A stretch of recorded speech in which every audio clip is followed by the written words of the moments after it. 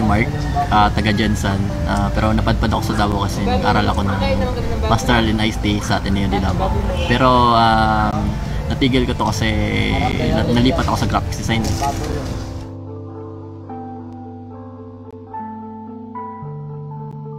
Nalaman ko ang meditation process before pa kasi ng Haribol is nag-YouTube na ako about sa meditation kasi may iba-ibang klase ng meditation.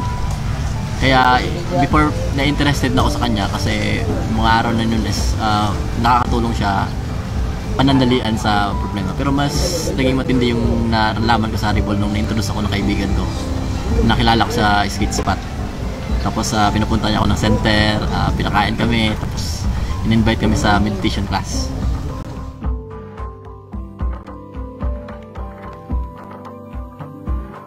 Skateboarding kasi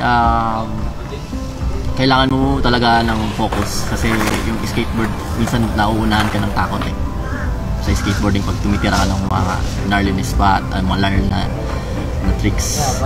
Pag sa graphics designing naman is kailangan mo yun yung focus saka yung creativity. Focus at creativity, hindi mo magagawa yan pag clouded yung utak mo. Una-una hindi mo magagawa yung yung maganda ilagay sa content ng graphics mo pag marami kang masyadong iniisip. Kaya kailangan talaga yung meditation para sa kanya.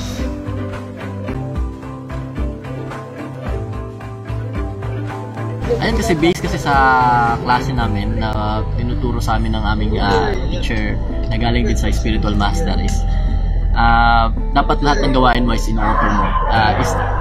Isa yun sa paraan para hindi mo malilimutan yung Diyos. Kasi pag hindi mo siya ginagawa, maraming pumapasok sa isip mo. Pag hindi mo maalala yung Diyos araw-araw is maraming papasok sa isip mo. Iba't ibang klaseng problema papasok. Kaya mas importante talaga na in-offer mo yung kada ginagawa mo araw-araw.